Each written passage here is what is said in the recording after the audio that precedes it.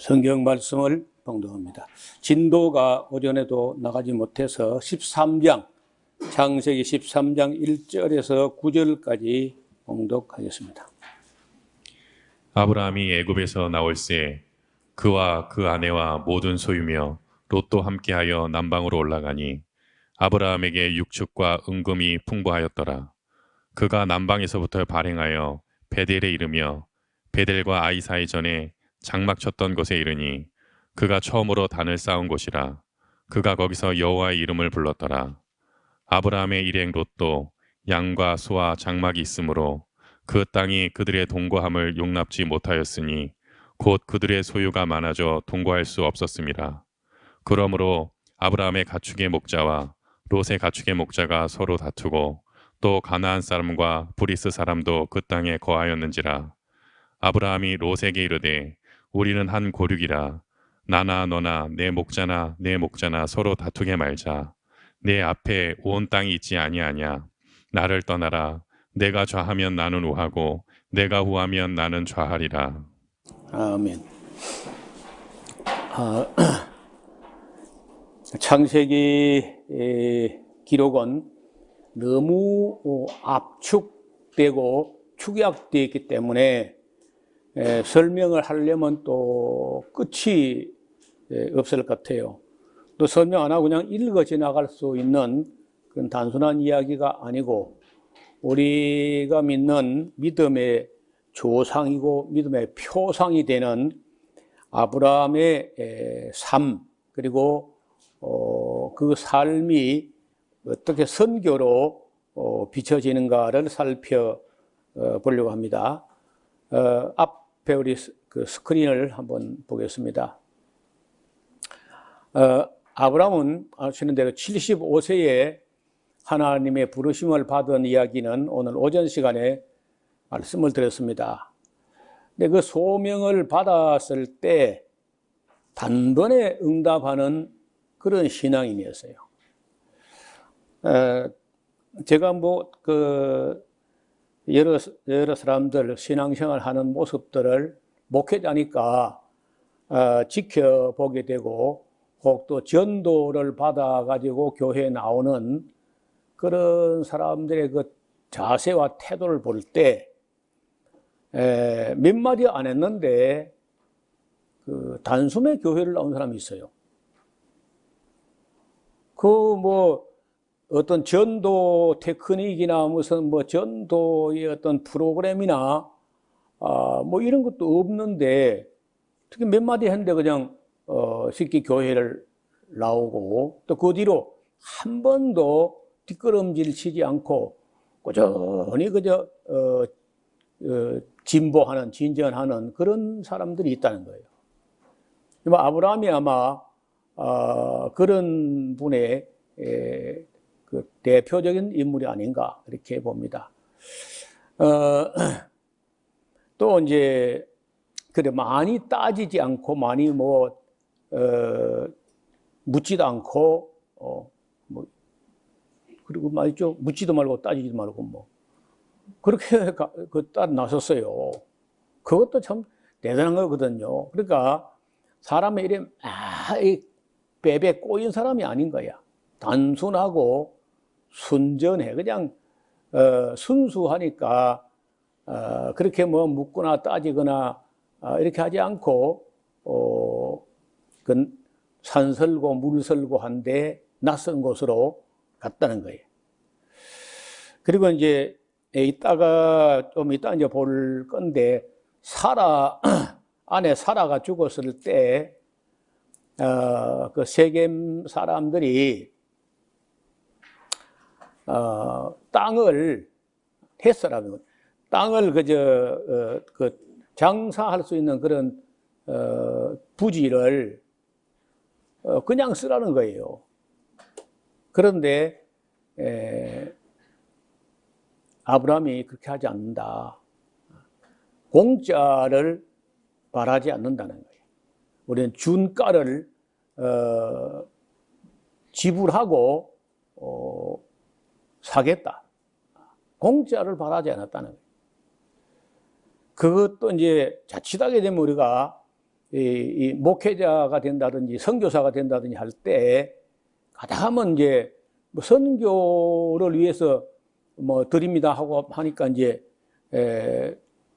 그저 뭐 들어받기도 하고 이제 하는데, 아브라함은 자기가 뭐 선교사 임대 그래 하지도 않았을 뿐 아니라 어떻든 그 막벨라 굴을 그냥 쓰시라고 이렇게 했지만은 중가를 지불하겠다. 그 값을 대가를 지불하는 사람, 이런 사람이었다는 거예요.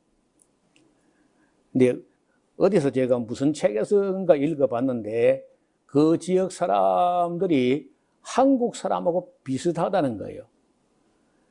그 예를 들어서 뭐 그냥 쓰세요 한다 해서 그냥 쓰는 사람도 없을 뿐 아니라 그렇게 그냥 쓰세요, 그냥 쓰라는 말은 아니라는 거죠. 그냥 인사치레로 그렇게 말하자면 실제로는 대가를 다 바라고 있다는 거죠. 그리고 그쪽 문화도 한국 문화하고 비슷한 데가 있다, 이제 이렇게 쓴 글을 어디서 제가 오래전에 읽었습니다. 그래서 오늘 여기 보면은 아브라함이 은금이, 여기 보면은 13장 1절에 아브라함이 애굽에 나올 새 그의 아내와 그 모든 소유며 롯도 함께하여 남방으로, 남방이라는 것은 남방으로는 올라가는 게 아니라 남방으로, 북방으로 올라가는 겁니다. 애굽 땅에서 북방으로 올라가는데 남방으로 올라간다는 것은 그 이스라엘 땅의 남방을 애굽에서 올라간다, 이렇게 이제 한 거예요. 그래서 아브라함에게 육축도 많고 은과 금이 풍부하였다. 그리고 이제 그가 남방에서부터 발행하여 베델에서 이르며, 베델까지 올라가면 많이 올라간 거예요. 예루살렘보다 더 올라가서 베델이거든요. 베델과 아이 사이 전에 맨 처음에 장막을 치고 단을 쌓고 했던 곳에, 거기서 이제 여호와의 이름을 불렀더라. 이 말은 예배 드리고 기도하고 했다. 그래서 그때는 뭐 교회가 따로 있는 게 아니야. 아브라함 가는 곳이 교회고, 아브라함 가는 곳이 예배당이고, 거기가 기도하는 곳이야. 꼭 가서 뭐 예배당을 지어가지고 예배당 가서 기도하는 것도 아니고, 성전을 지어가지고 성전에 가서 기도하는 것도 아니고, 이 건물을 짓고 건물 아래 갇혀버리는 그런 기독교는 사실 템플 컬처라고, 무슨 뭐 예배당이나 성당이나 건물을 지어놓고 그 건물을 중심으로 모이고 하는 거는 사도 바울 때까지도 없었던 거예요. 기독교 같으면은 예를 들어서 뭐 모세 때는 그런 성막이라는 게 뭐 있었고, 솔로몬 이후로 이제 성전이라는 개념이 있었지만은 이 예수님 오셔가지고 그런 뭐 성전 그런 거 그렇게 중요하게 본 게 아닌 것 같습니다. 그래서 예수님을 믿는 사람들 모임 중에 두세 사람이라도 내 이름으로 모인 곳에 나도 함께 있다고 하시면서, 오늘 신약시대에 와서는 이런 개념이 좀 더 어떤 건물 중심으로 된 교회가 아니라는 거예요. 아브라함은 그때는 뭐 건물 같은 거 아예 없고 자기 삶의 장소가 거기가 바로 예배당이라는 거예요. 지금도 예를 들어서 카나다 같은 데 가면은 국민의 90%가 명목상으로 기독교인이에요. 그 예배당 가는 사람들은 매주 예배당 꼬박꼬박 가는 사람들은 글쎄요, 국민의 10% 채 안 될 것 같아요. 무슨 얘기냐면은 도시에 예배당이 몇 개 있는데 그거 가지고는 그 도시의 시민 다 용납 자체가 안 돼요. 그래서 결혼식이나 장례식이나 뭐 이런 세례식이나 이런 거, 또 무슨 뭐 성탄절 이럴 때나 교회 가지만은 평소에는 그냥 집에서 예배하고 삶이 곧 예배한 거예요. 그럼 아브라함이 그렇죠. 아직은 예배당 이런 것도 없고 목사도 없고 뭐 따로 제사장 그런 거 없잖아요.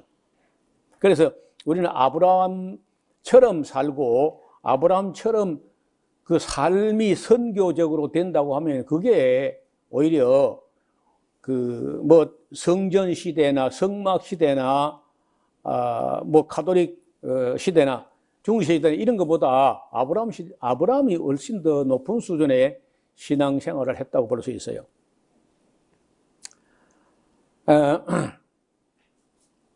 거기서 단을 쌓았다는 거죠. 그리고 이제 이 양떼가 많아지니까 아브라함의 목자 따로 있고 롯의 목자가 따로 있는 겁니다. 근데 이것이 뭐 한테 막 뒤섞여서 목축을 하다 보니까 이게 문제가 생기는 거예요.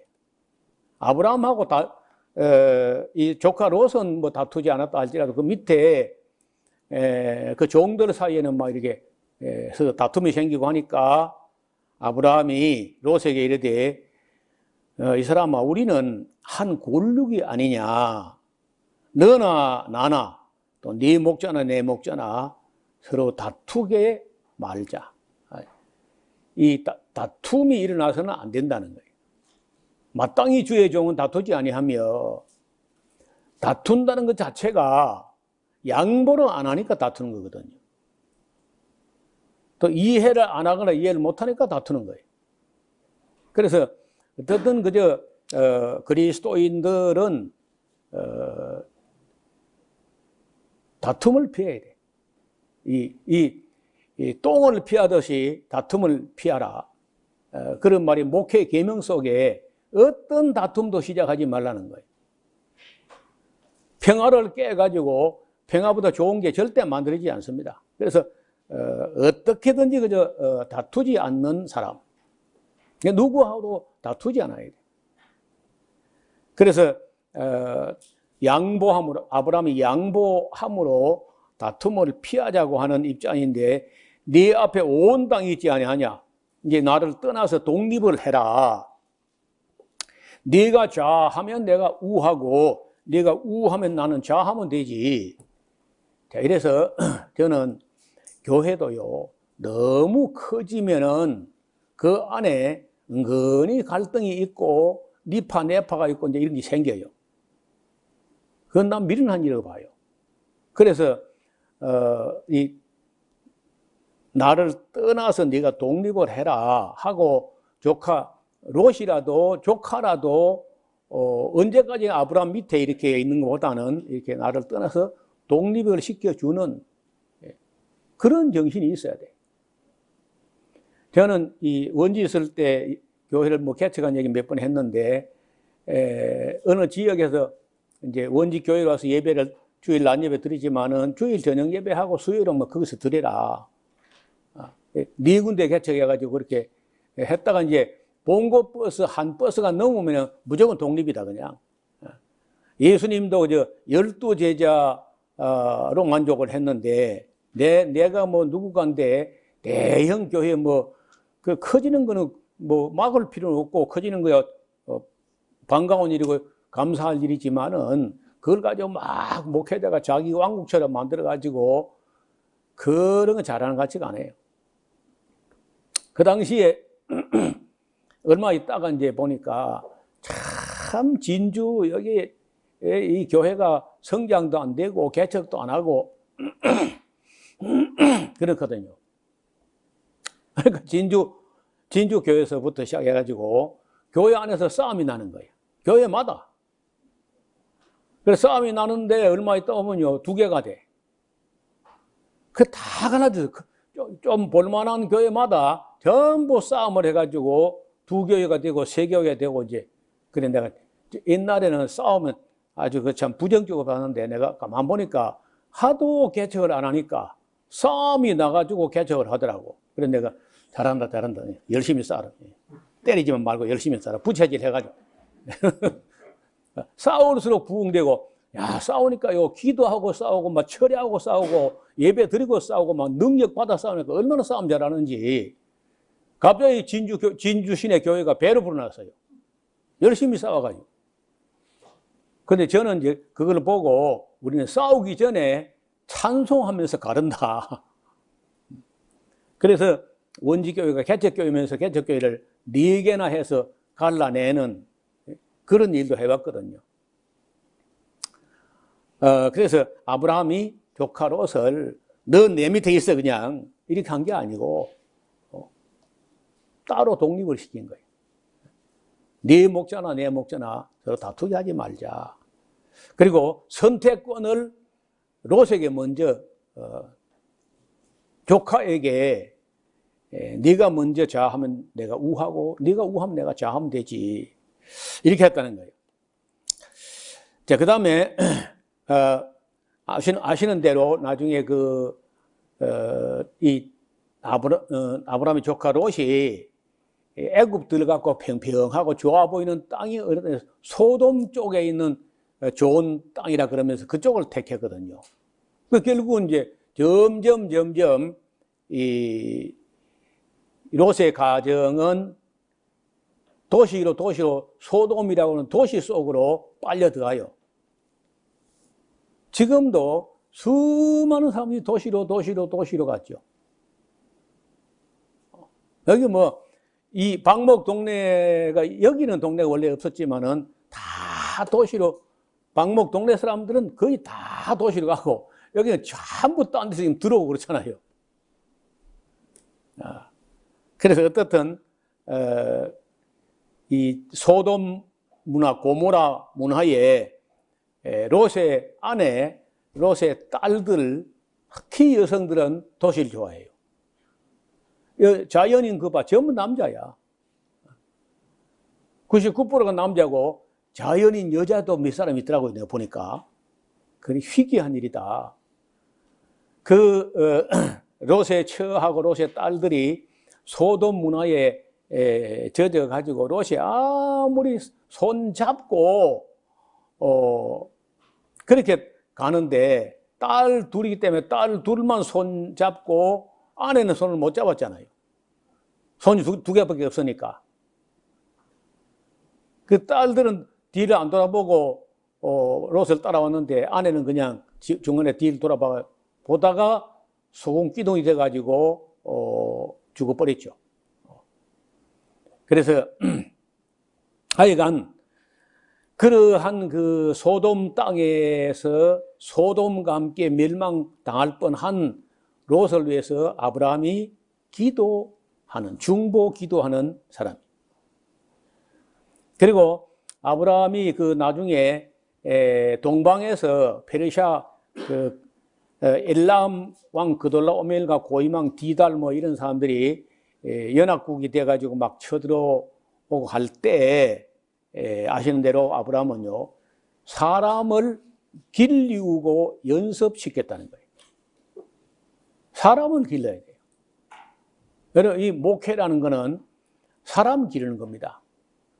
양을 기르는 거는, 그거는 목축이고, 목회는 목축이 아니고 목인이라는 거예요. 사람 기르는 거.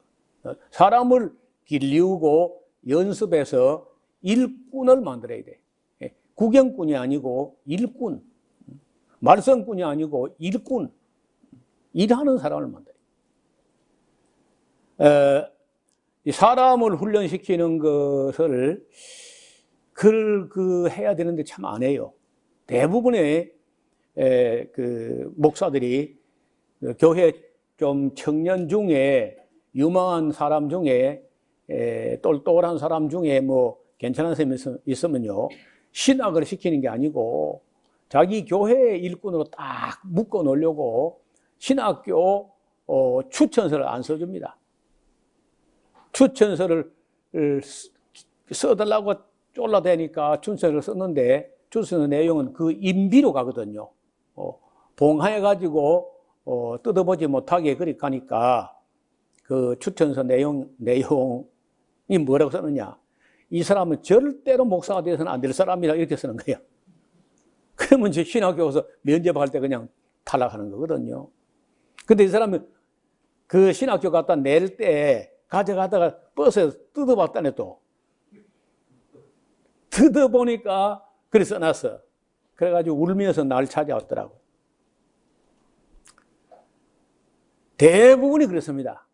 교회에서 유망하고 쓸만한 인물이 있으면 신학을 안 시키고 자기 교회 일꾼으로만 데리고 있으려고 그래. 뭐 그것도 일꾼이지. 그런데 참 놀라운 일이야. 그러니까 목회자들도 대단한 욕심이 있습니다. 목회 성공 욕심, 교회 성장 욕심, 자기 왕국을 키우려고 하는 그런 욕심이 있다는 거예요. 뭐 저도 있겠죠. 그런데 사람들이 그게 너무 지나쳐. 하여튼 아브라함이 사람들을 길리우고 훈련시켰다. 그 다음에 신실한 청지기를 다메섹 엘리에셀 같은 사람을 키워서 위임을 해요. 일을 맡기는 거예요.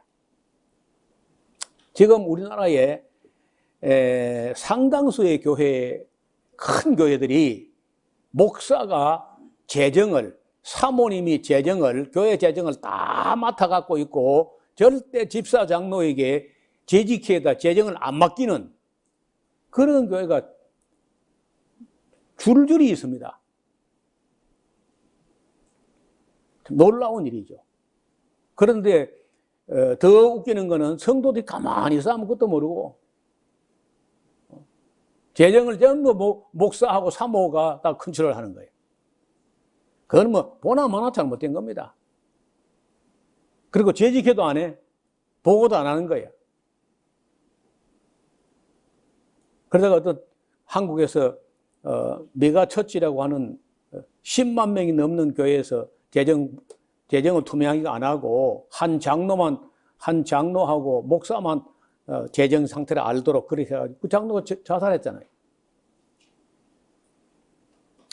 돈을 얼마나 빼돌리고 어떻게 비자금을 만들어가지고 어떻게 됐는지 알 수 없이 그 재정 장로는 자살해버리고 그리고는 그 문제가 후임 목사가 와서 까발리게 되면 이게 문제가 되니까 그 교회를 아들에게 세습을 하는 쪽으로 갔다는 거예요.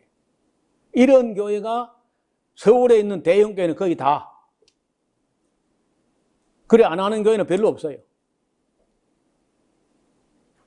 대형 교회, 교단마다 그 교단이 제일 큰 교회는 전부 다 그렇게 갔습니다. 왜? 돈이 있거든, 그 안에. 그게 교회를 이렇게 키웠을 때 아브라함처럼 독립을 시키고 분립을 시키고 일이 안 하고 계속 교회를 왕국을 만들어가지고 거기 이제 재정이 커지니까 욕심이 생긴다는 거예요.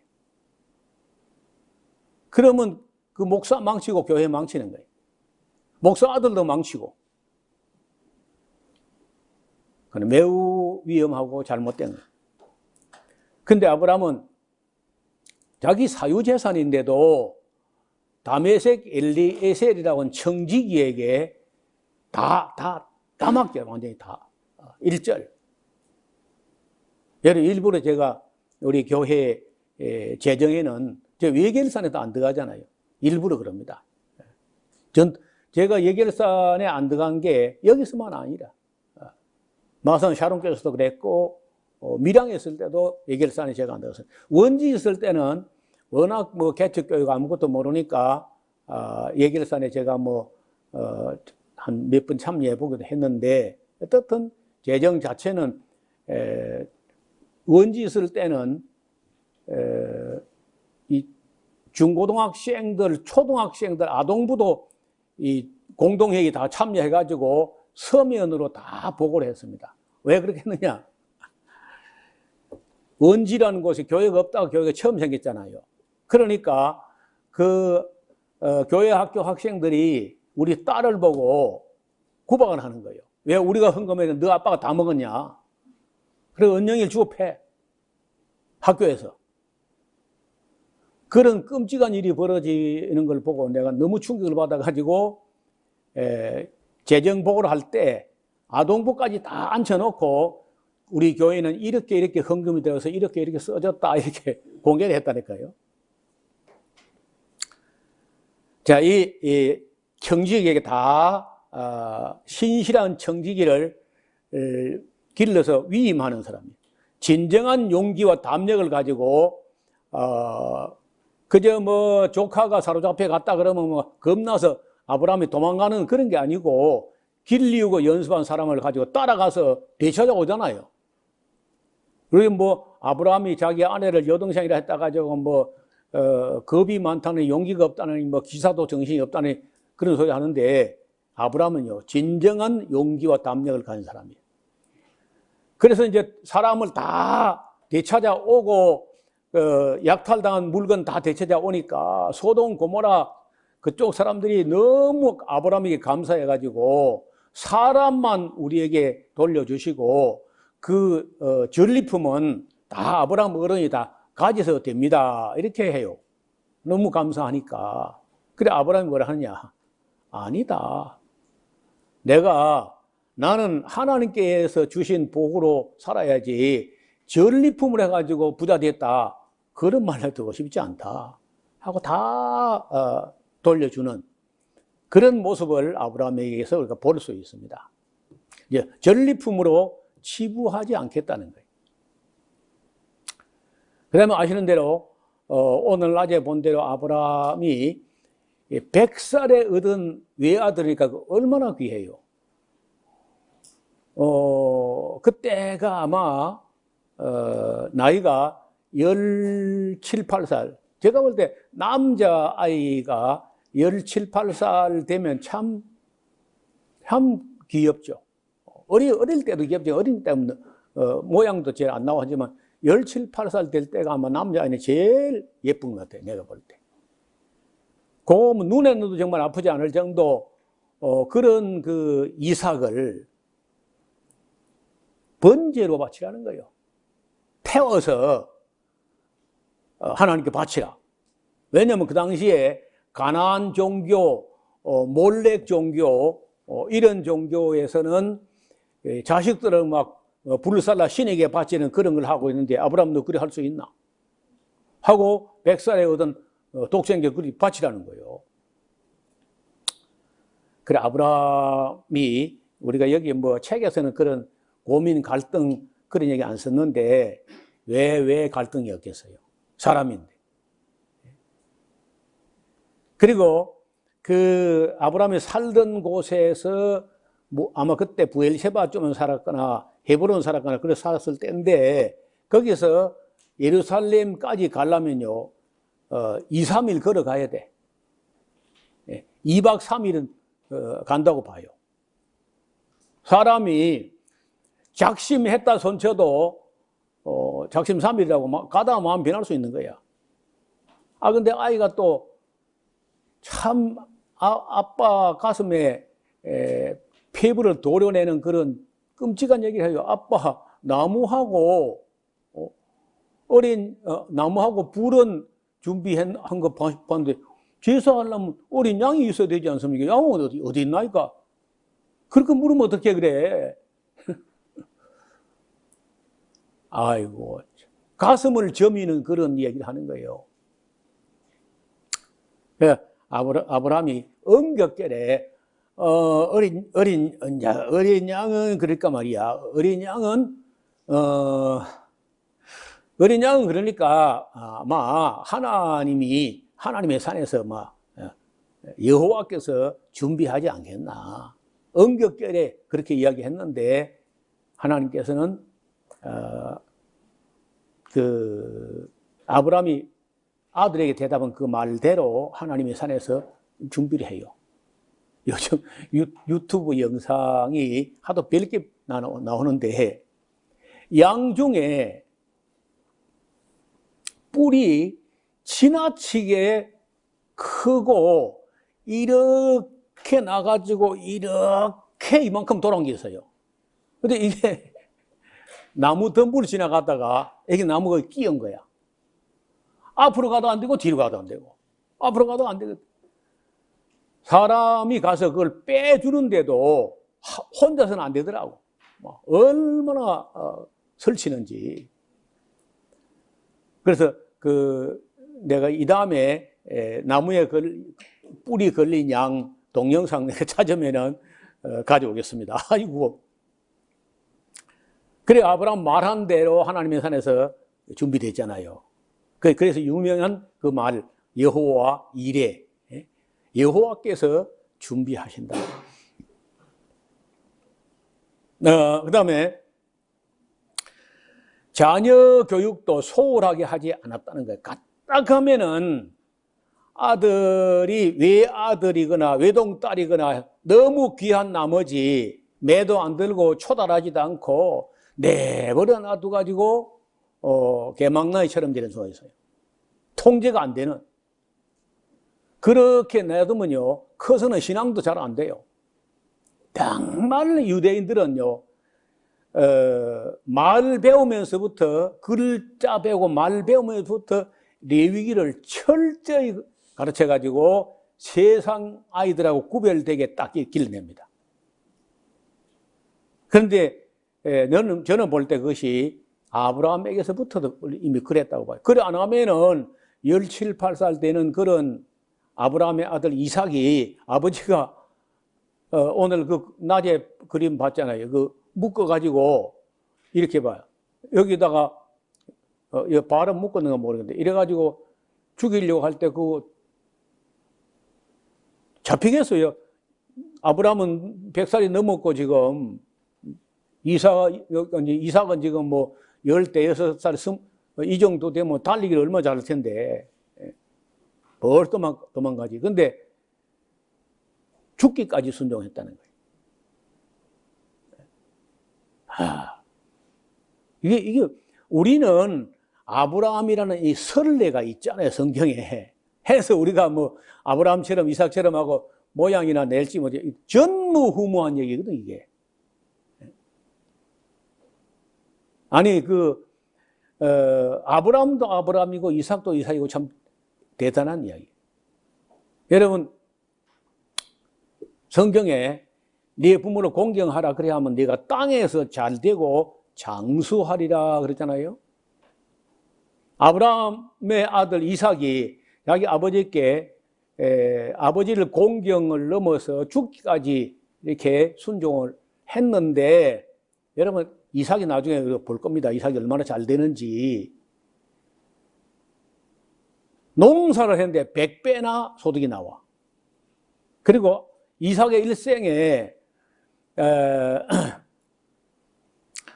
그 몇 사람들이 우물을 파놓아서 시비하는 뭐 그런 게 있었지만은 뭐 언제나 다투지 않고 또 양보하고 또 양보하고 또 가서 딴 데 가서 우물 파고 이렇게 해요. 땅에서 잘 되고 장수하는데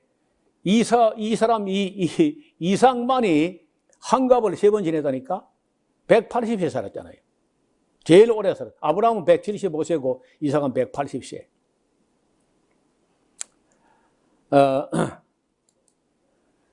자, 자녀 교육을 평소에 잘 하지 않았으면요, 그 이삭이 순종하지 않죠.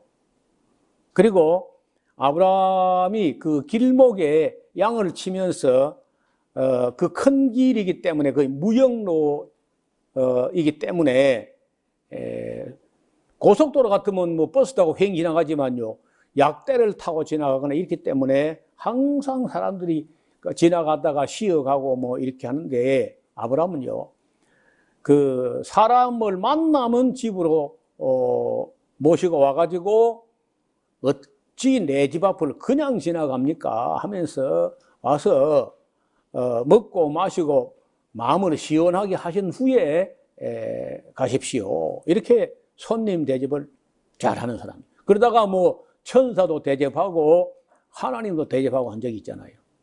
이제 이런 삶이 정말 선교적인 삶이라는 거예요. 진정한 선교사로서의 삶으로 선교하는, 전도지 가지고 뭐 이래 하는 것이 아니고 프로그램 가지고 뭐 하는 게 아니고 거룩하고 착하고 충성되고 구별된 그런 삶으로 선교한다는 거예요. 그리고 제가 이 경험해봐서 아는 거는요, 조금만 산청에서 지리산에 조금만 벗어나가지고 마산이나 밀양이나 부산이나 이 정도 가도요, 어떻게 나는 지리산, 이 산청 이쪽이 사무치게 그리운지 눈물이 남아. 그런데 아브라함은요, 그 본향, 자기가 갈 때 우르로 가지도 않았고 자기 원래 태어난 본향 그 하란으로도 가지 않고 한 번도 안 갔어. 가나안 땅 온 이후로는요, 다시는 하란에 안 갔다는 거예요. 자기 며느리 간택할 때도 다메섹에 엘리사의 종을 보내고 자기는 안 가는 거예요. 그리고는 자기 태어났던 자라났던 그런 고향이 아니라 더 나은 본향을 사모하였으니 곧 하늘에 있는 본향이라. 그래서 그런 사람을 위해서 하나님께서 한 성을 예비하셨는데 그게 나그니요 아브라함 품이야. 대단한 인물이죠. 그리고 아브라함의 삶은 100년을 한결같이 선교하는 삶을 살았어요. 75세에 소명을 받아가지고 175세까지 100년. 내가 올해가 75세인데 내가 이제 소명 받아가지고 앞으로 100년 선교하겠나? 말겠나? 참 대단한 그런 삶이죠. 아브라함은 그의 생활이 진실한 선교로서 그 아브라함의 생활을 가만히 지켜보던 사람들이 찾아와서 당신의 삶 속에 하나님이 함께하는 건 우리가 분명히 맞다. 불신자가 그걸 봤다는 거예요. 제가 지금도 이게 고민이야. 나나 우리 성도 여러분의 삶을 우리 지역 사람들이 보고 하나님 보여야 전도가 되고 선교가 될 텐데 그게 안 되는 것 같아요. 그러면 선교 안 되는 거예요. 그러니까 우리가 그런 거 기도해야 돼요. 정말 내가 잘 되고 내가 이런 게 아니라 내 삶을 통해서 우리 주변 사람들이 하나님을 볼 수 있는 그런 선교적인 삶이 되느냐 마느냐, 이게 중요한 거죠. 그리고 아브라함의 선교는요, 자력 선교, 자비랑 선교사야. 선교 후원에 그런 것도 없어. 파송한 단체도 없고, 파송은 하나님이 한 것이고, 그냥 하나님께서 복을 주시는 것 가지고 선교합니다.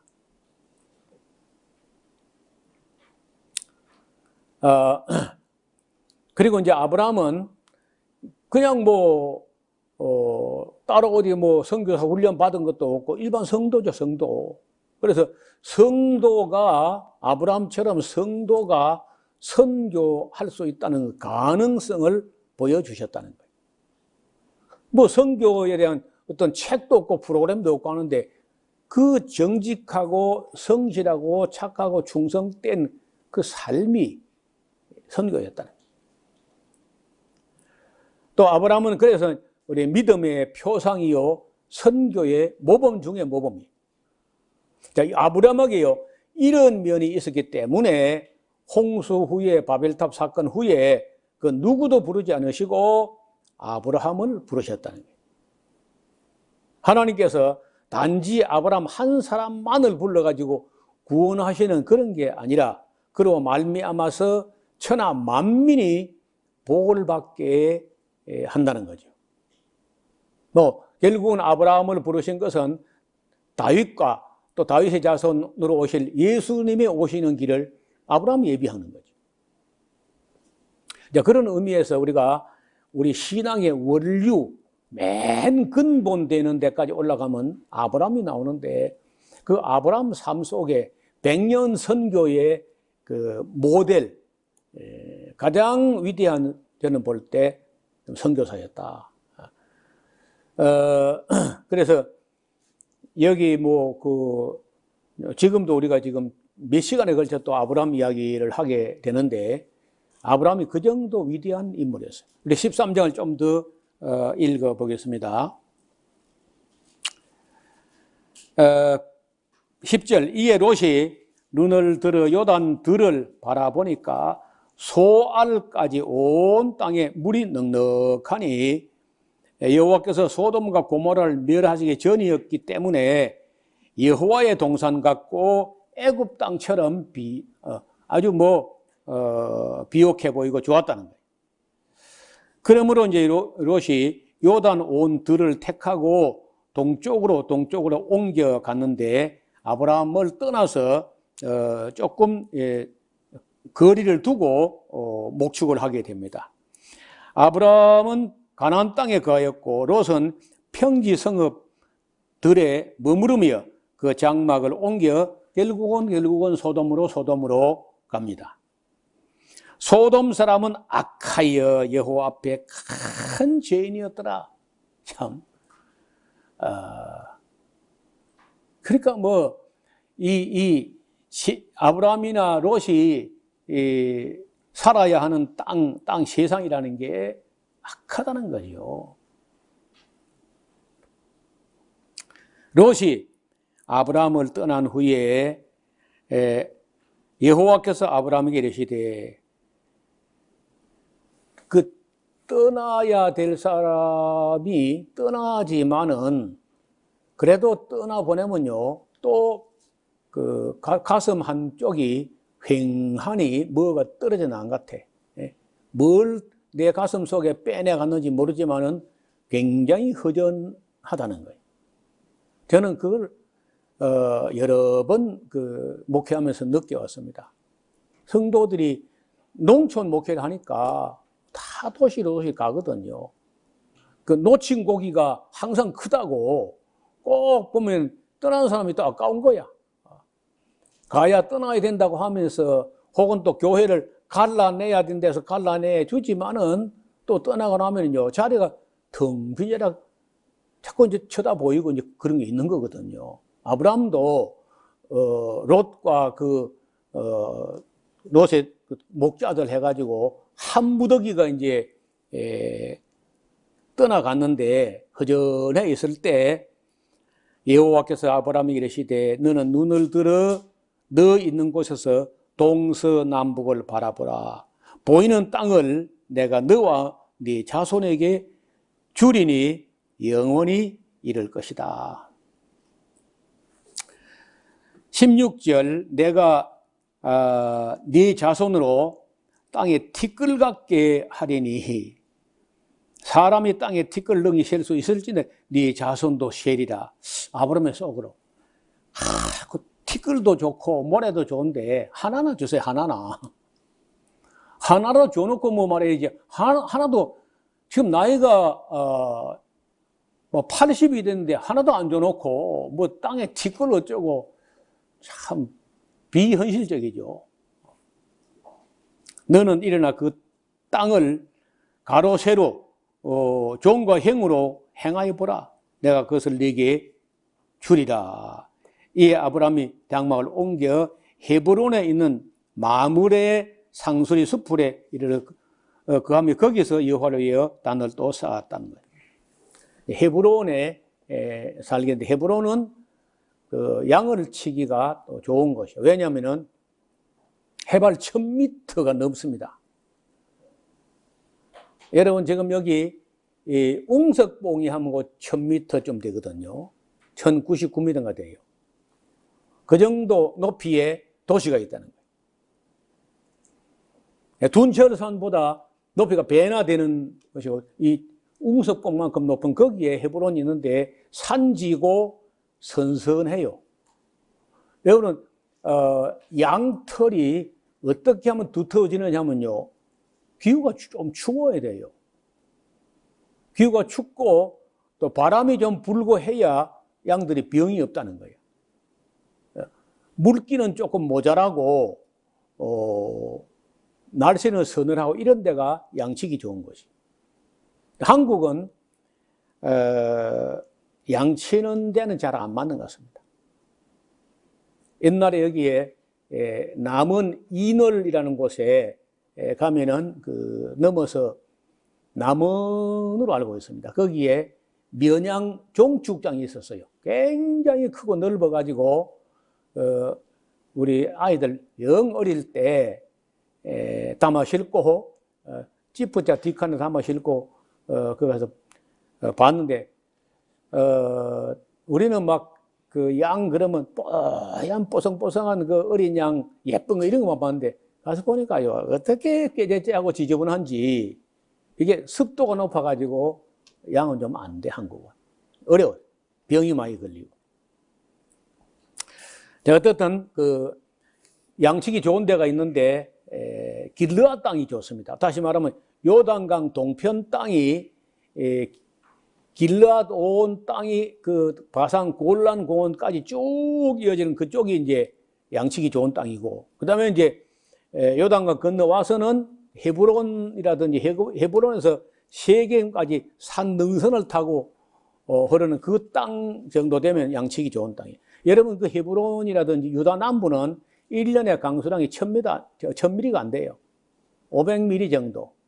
그러니까 비는 오지 않고 날씨는 서늘하고 양식이 참 좋은 곳이에요. 아브라함이 거기 가서 장막을 옮겨가지고 마므레 상수리 수풀에 이르러서 거기서 또 여호와를 위하여 단을 쌓았더라. 자, 어디 가든지 단을 쌓고 하나님께 제사를 드리고 예배를 드리는 어디 가도 나중에 부엘세바에서도 그랬고, 모래 상수리 나무 베델과 아이 사이 거기서 또 헤브론에서 어디를 가든지 제단을 쌓는 것을 소홀히 하지 않는 이런 인물이 세상의 하늘에 어디 있겠어요? 아브라함 외에. 그래서 제가 볼 때 그때로는요, 아브라함이 아마 유일한 인물이거나 아니면은 아브라함 당시에 욥이라는 사람이에요. 욥.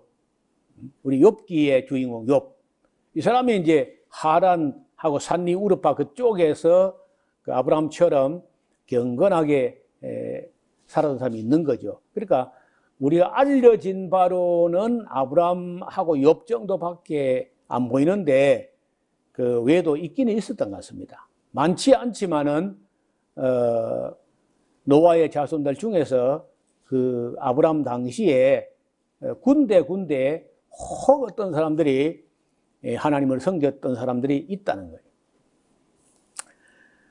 자, 오늘은 여기 13장까지 해서 아브라함 선교 이야기, 또 아브라함의 삶의 자세 이런 걸 엿보게 되는데, 그 뒤로도 이제 여러 차례 아브라함 이야기가 쭉 이어집니다.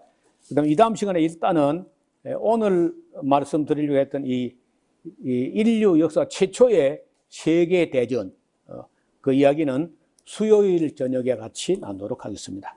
하나님 아버지, 오늘은 하나님의 사람 아브라함이 어떤 삶을 살았는지, 어떤 삶의 자세를 가졌는지, 얼마나 착하고 충성되고 성실한 사람이었는지, 얼마나 아름다운 삶을 살았는지 이런 방면에서 살펴보았습니다. 우리가 앞으로도 창세기 공부가 끝날 때쯤에는 우리도 많이 아브라함과 이삭을 닮아 있게 하여 주옵소서. 예수님 이름으로 기도드리옵나이다. 아멘.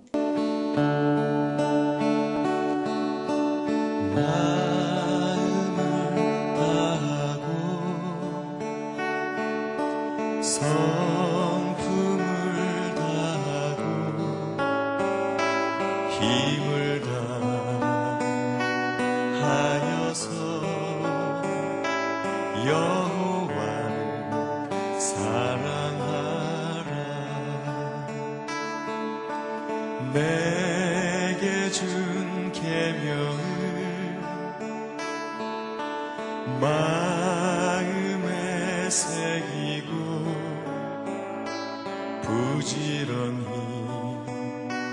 부지런히 이웃에게 전하여라. 그러면 내가 짓지 않은 그 집을 주리라. 내가 심지 않은 과실을 먹게 하리라.